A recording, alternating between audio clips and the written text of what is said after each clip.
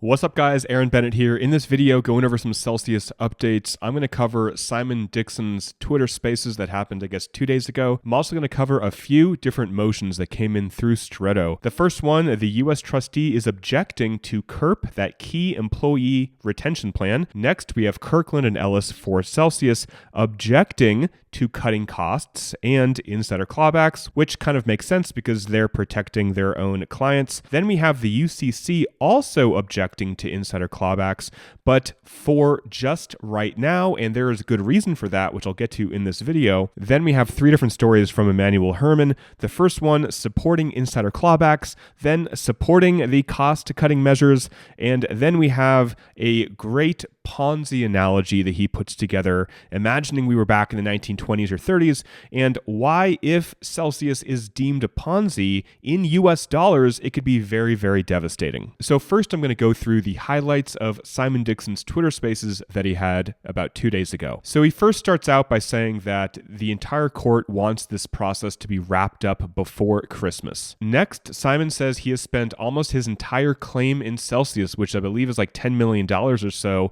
just on the fees and the lawyers and everything just to get his proposal and bid ready to be presented. Next, there was some discussion about Core Scientific and how they are probably going to declare Chapter 11 bankruptcy. And different people talked in the Twitter Spaces about Core Scientific possibly acquiring Celsius.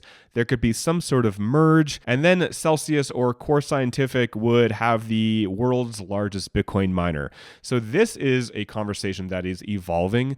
We are getting more information about the financials of Core Scientific, who they owe money to, who's going to get paid out first if they do go through Chapter 11. So this is ongoing, but there is some talk about how there could possibly be a merge, and potentially, possibly, this could work out for us, the creditor's best interest, but it's definitely not a guarantee. And speaking of those risks, Simon says that somebody else may see this idea, basically what they are proposing Celsius does with Core Scientific. But this other company could already have all the money to basically make an amazing bid or make an offer to Core Scientific. So Simon says for something like this to happen, the timing would just need to be divinely perfect. It would have to be the right timing for Celsius, for Core, and the other parties involved, where everything would just have to work out. So next, there is some discussion about accredited investors versus non-accredited investors versus international people, and how that's all going to play out if Simon's plan wins. So right now, Simon is preparing a funding round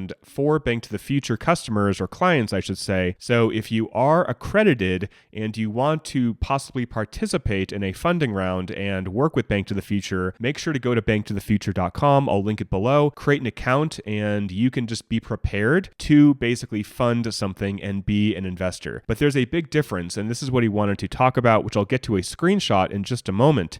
As a creditor, so you as a creditor, you will still receive the equity in the company, even though you're not an accredited investor. So there was some confusion about that, and he wanted to make that very, very clear. The bankruptcy code allows non-accredited investors to receive shares in this new company that can emerge. Essentially, all 300 to whatever 600,000 creditors could receive equity. There are no caps, like there is not like 1,000 people or 2,000 people. There are some caps in certain situations, but those limits have to do with investors investing in a high-risk company, but it does not have to do with creditors getting shares in a new company. So do not worry if you are not accredited or you live internationally, you will still be able to get shares in a new co. It does not matter if you make $1 a year or you are on disability, you are still going to be able to get shares. So some more talk about Core Scientific acquiring Celsius, and maybe that could be the new co, essentially. Like Core Scientific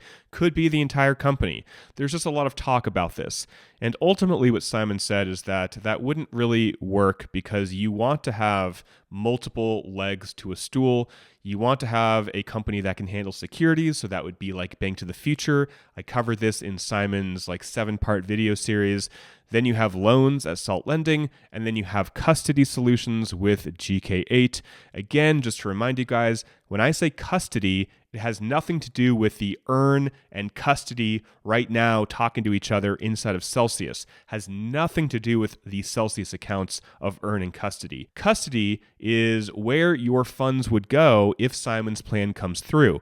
Essentially, that is where you would receive whatever funds they have. Like 47% is the estimated amount you would get right now based on how much coins they have versus how much coins that they owe us. So custody is just the literal account name, and then you can withdraw those coins. You can use those coins to invest into the new co if you would rather have shares and equity rather than crypto. So I just wanted to clarify that because I still get some questions about when Simon's talking about custody in the new co, that has nothing to do with the earn and custody that are inside of your Celsius app. And Simon then breaks down why he's focused on Bitcoin and Ethereum and securities. And basically, there are so many regulators that have to approve this for it to go through. And he wants to make it as simple as possible with the least amount of regulations. And he's working his ass off with his team, and he has spent probably $10 million out of his own pocket to get this thing going. Because if he is to propose a bid, it needs to be freaking bulletproof. It needs to be something where there's going to be the least amount of regulatory issues. It needs to be basically ready to go out of the box. But with Simon's plan, we would get equity, which could make us whole. With FTX or with another bidder, we would have basically no way to be made whole. So I want to go over this tweet. Somebody asked Simon, will this option only be available for accredited investors? If so, what will happen to the non-accredited investors who have funds in Celsius? Will they not be able to take part in filling the hole with equity? And like I said earlier in this video, Simon says US accredited are able to invest in new US deals. So that means that if you are accredited, you can basically create an account with Bank to the Future and you can invest in new deals that Bank to the Future will offer. He says US non-accredited should be able to receive Chapter 11 shares and sell them after a 1-year lock-in, but not make additional investments unless on the secondary market, which is after that 1-year lock-in. So this just adds more clarity to the accredited versus non-accredited and what you'll be able to do. And here somebody asked, is that only for US customers? And Simon says, absolutely not. We separate our US and non-US business seamlessly in the platform. We, meaning Bank to the Future, are global. Somebody asked, who can set this up? Do you need to be a big investor? He says you can set up an account in Bank to the Future for preparation when they do basically a funding round for this new company. He says we are applying for licenses that allow us to work with non-high net worth investors. So actually, even if you are not an accredited investor, it sounds like you should go and actually create an account with Bank to the Future. But if you don't want to and you don't feel like it, if you're still a creditor inside of Celsius, if you still have money on the app, you would still get shares. This is basically if you want to invest in the company with new money. Simon says that they are applying for licenses that could allow non-high net worth to invest. So that's actually pretty cool. I will include the link to Bank to the Future below. So if you want, you can create an account. So next, I'm going to go over what came in through the docket. The first one, we have the U.S. trustee objecting to KERP, that key employee retention plan. That is where they are going to pay 62 employees a total of $2.96 million. But the U.S. trustee is pretty skeptical. I mean, they start out saying the debtors filed for BK over 3 months ago with no plan of reorganization on the horizon. They say it defies logic that a company where the majority of its functions are no longer providing services would now propose a multi-million-dollar bonus scheme. The U.S. trustee then says there is no info provided to determine whether any of the KERP participants are insiders. Here it says the bonus motion fails to identify the participants' identity, job titles, and the job responsibilities. So there was a motion that came through, it could have been 2, 3, 4 weeks ago. Basically, Kirkland said that we want to keep all of these people's identities and job titles and job responsibilities. We want to keep them all anonymous, and they had their reasons for doing so. The U.S. trustee is like, no. If we're going to be giving $3 million away to people, we need to know exactly who they are. So next we have Kirkland objecting to Daniel Frischberg cost-cutting measures and insider clawbacks. So they start out by saying that Mr. Frischberg does not and cannot point to any authority under the Bankruptcy Code authority for his requested relief. So essentially what they're saying is this 18-year-old kid who's not a paralegal nor a lawyer can't point to any Bankruptcy Code authority that would back up what he wants to do, which is kind of a dick move because it's like, hey, we're a lawyer getting paid, what is it, like, I don't know, $3 million. They have a whole team. And here's an 18-year-old being like, we should enable some cost-cutting measures and do insider clawbacks, and there's some good reasons. And Kirkland is like, you can't even point to the Bankruptcy Code, dude. Like, how dare you? You're stupid. You're like a little kid.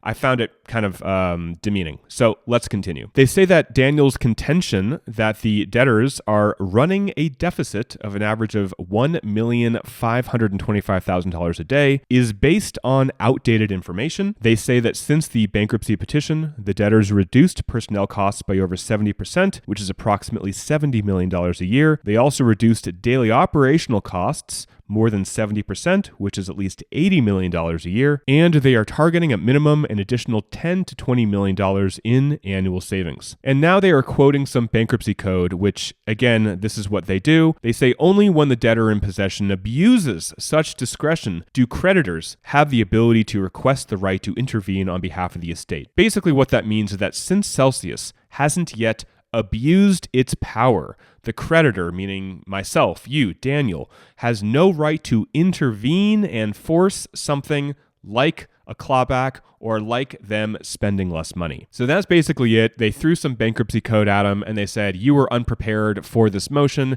and we win. It feels a little bit like David and Goliath. We have an 18-year-old who's in school, I believe, and then we have one of the top law firms in the world being like, smack, But what Daniel's saying is incredibly relevant, and I've covered basically everything he's been saying, which then leads to this one. We have the UCC also objecting to Daniel Frischberg's motion to compel insider clawbacks by the debtors, but there's a reason for this, and the reason is because the UCC wants to make sure they have all the facts and to do all the lawsuits at the same time at the end of the bankruptcy. So I covered this in the town hall update. So the UCC had a town hall 4 days ago now or so, where they said, hey, yeah, we see all these insiders taking money off the platform. We know what's happening. It pisses us off too. We don't want to start doing individual lawsuits just as we see it come through. We want to basically compile them all, do them all at once. So as they said, we don't tip our hand.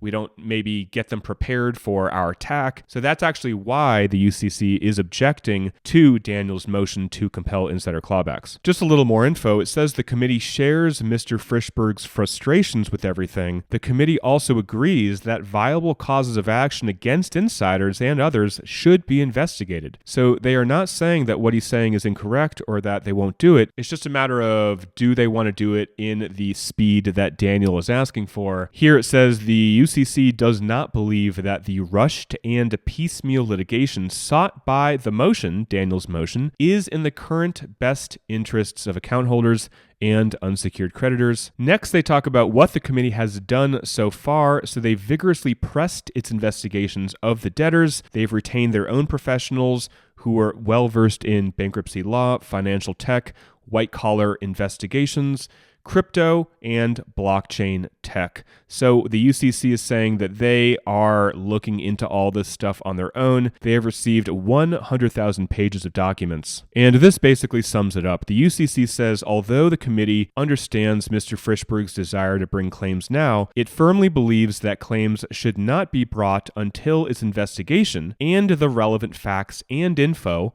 are more fully developed. Any attempt by the committee or any other party to bring incomplete or insufficiently supported claims would be premature, potentially undermine future claims and causes of action. And they say it could possibly risk account holders' ultimate recoveries. So that's why they are opposing the motion. It's not that, again, they don't want to do it or they don't agree with Daniel.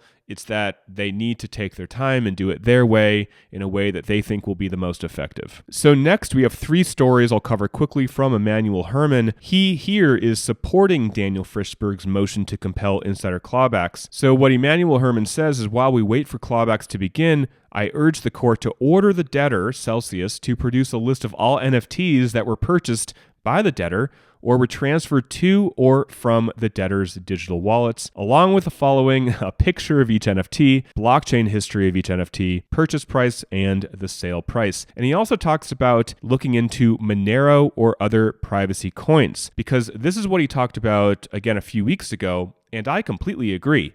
Monero, we have Darrow, Pirate Chain. There's a lot of privacy coins, Monero being the largest by market cap, that can completely hide how much crypto was sent and how much was received.